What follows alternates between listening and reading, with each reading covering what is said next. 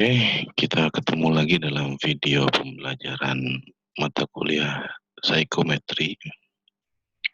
Pada kesempatan ini, tema yang akan dibahas adalah daya pembeda item.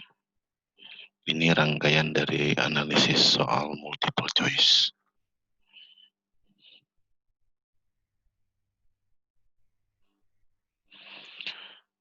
Materi ini berkaitan dengan learning outcome pada mata kuliah psikometri pada LO yang kedua, yaitu explain the theory and practice of psychological testing in the important aspect of psychometry.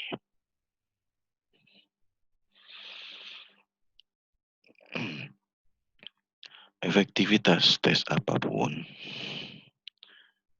bergantung pada kualitas dari item-item yang terdapat di dalam tes itu sendiri. Oleh karena itu, untuk membuat tes yang efektif, pengembang tes harus mempelajari satu persatu dari semua item yang akan dimasukkan di dalam tes itu. Nah, proses ini dikenal sebagai analisis item. Dalam konteks analisis item menurut Freeman, ada dua hal yang perlu dipertimbangkan ketika menganalisis suatu item. Yang pertama adalah kesukaran item, dan yang kedua adalah validitas item. Materi tentang kesukaran item telah kita bahas pada video digital content yang sebelumnya. Kita akan fokus ke validitas item. Ini adalah istilah lain dari daya pembeda item. Jadi validitas item itu sama dengan daya pembeda item atau indeks diskriminasi. Jadi ada tiga istilah yang biasa digunakan: validitas item, daya pembeda item, atau daya diskriminasi item. Apa itu daya pembeda item? Dia adalah salah satu parameter yang dapat digunakan dalam menyeleksi item.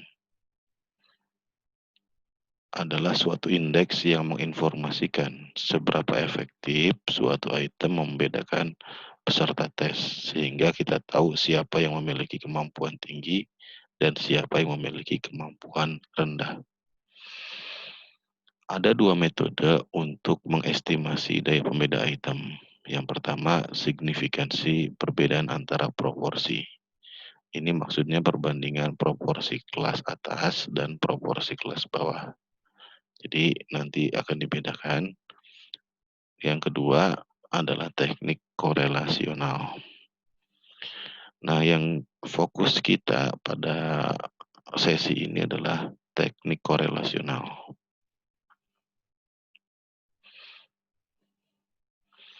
Teknik korelasional adalah suatu pendekatan korelasional untuk analisis item. Jadi, koefisien korelasi yang dihitung menunjukkan hubungan respon pada setiap item dengan total skor dari suatu tes. Misalkan ini adalah respons pada soal pertama atau pada item pertama, ini adalah total skor. Jadi data dari soal respon pada soal 1 ini akan dikorelasikan dengan total skor dari semua item. Nah, setelah dilakukan penghitungan, lalu daya pembeda item itu bisa diinterpretasikan. Walaupun tidak ada patokan yang baku, namun secara umum di kalangan psikometri itu ada satu pedoman interpretasi untuk menafsirkan daya pembeda item. Indeks daya pembeda item biasanya disimbolkan dengan D. Jadi jika D memiliki lebih besar atau sama dengan 0,4, maka dikatakan item itu berfungsi dengan memuaskan. Jadi diterima dengan baik. Namun jika daya pembeda itemnya itu berkisar antara 0,3 sampai 0,39, dibutuhkan sedikit revisi atau tidak ada revisi pun tidak masalah.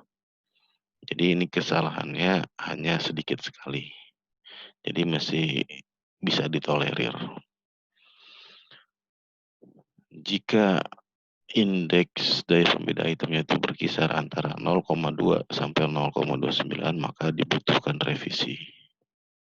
Jadi itemnya direvisi kembali, kemudian diuji cobakan kembali, kemudian dianalisis kembali.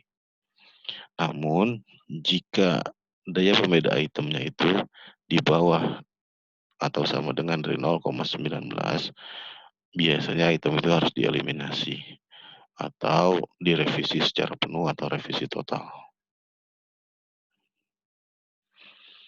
Nah, ada formula untuk korelasi yang tepat. Jika data yang kita punya adalah data dikotomik, data 01. Jadi ada 01 itu maksudnya jika peserta tes menjawab benar dinilai 1, jika salah dinilai 0, maka itu data dikotomik, cuma ada 2 seri. Korelasi yang tepat untuk mengestimasi daya pembeda item adalah dengan teknik korelasi biserial atau poin biserial. Yang formulasinya adalah sebagai berikut. RP-BIS sama dengan rata-rata total dikurangi rata-rata skor seluruh skor, kemudian dibagi dengan standar devi atau simpangan baku, kemudian dikalikan dengan akar dari proporsi dibagi Q. Ini korelasi biserial, poin biserial maksud saya. Nah, kalau kita buat dengan Excel, bisa dilakukan seperti ini. Korelasi poin biserial ini cukup sulit untuk ditemukan di menunya di SPSS ataupun di JASP. Jadi baiknya kita buat saja rumusnya di Excel.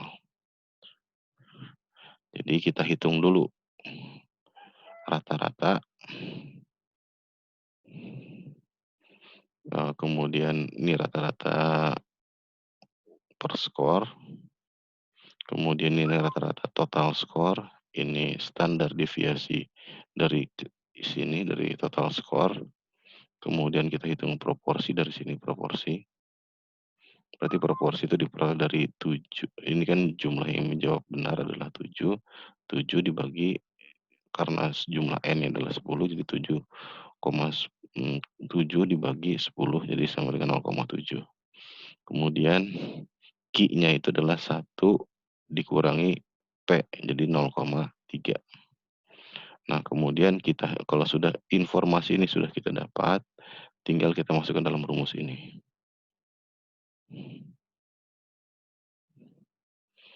Nah, sehingga diperoleh hasilnya adalah 0,79. Dan kalau melihat pedoman interpretasi ini 0,79 itu termasuk item itu berfungsi dengan memuaskan. Nah, ini adalah beberapa rumus-rumus untuk menghitung indeks-indeks ini sehingga bisa dimasukkan dalam rumus poin biserial. Ini adalah formula atau rumus-rumus untuk menghasilkan angka-angka yang bisa dimasukkan di dalam penghitungan korelasi poin biserial.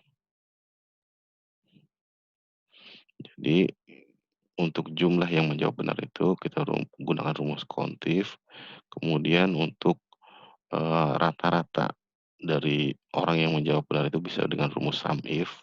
Kemudian rata-rata dari total skor keseluruhan itu dengan rumus rata-rata atau average.